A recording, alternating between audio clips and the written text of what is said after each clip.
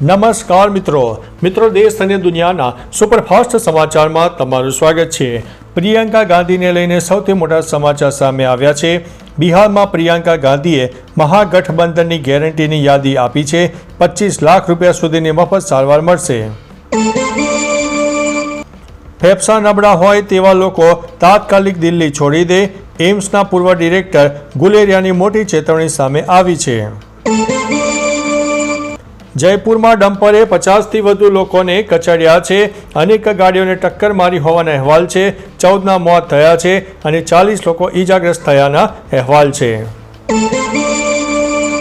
બસ અને ટ્રક વચ્ચે ટક્કરમાં 17 મુસાફરોના થયા છે મોત। તેલંગાણામાં આ ભીષણ અકસ્માત સામે આવ્યો છે।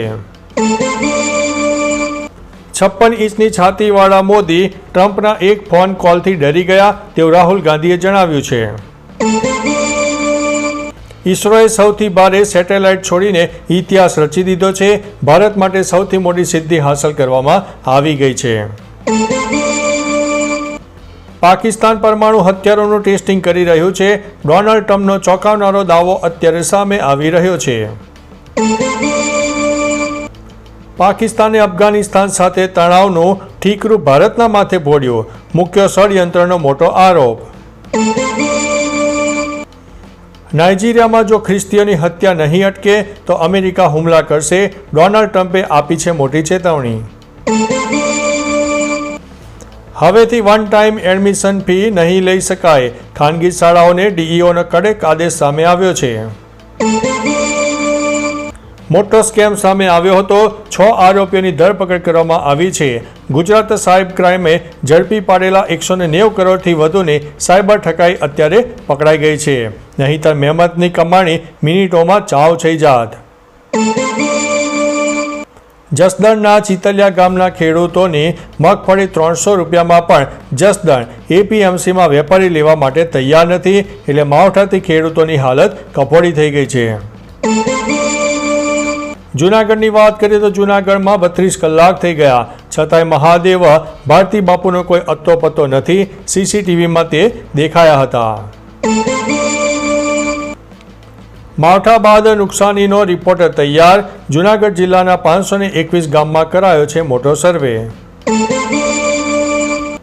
સુરેન્દ્રનગરમાં કમોસમી વરસાદથી ખેડૂતોના પાકને ભારે નુકસાન થયું છે। તાત્કાલિક સર્વે અને વળતરની માંગ સામે આવી છે। જૂનાગઢમાં ગિરનાર લીલી પરિક્રમા રદ થતાં માળા વેચના વેપારીઓની હાલત કફોડી, લોકોની હાજરી પરંતુ રોજગાર નહીવત હોવાનો દાવો છે।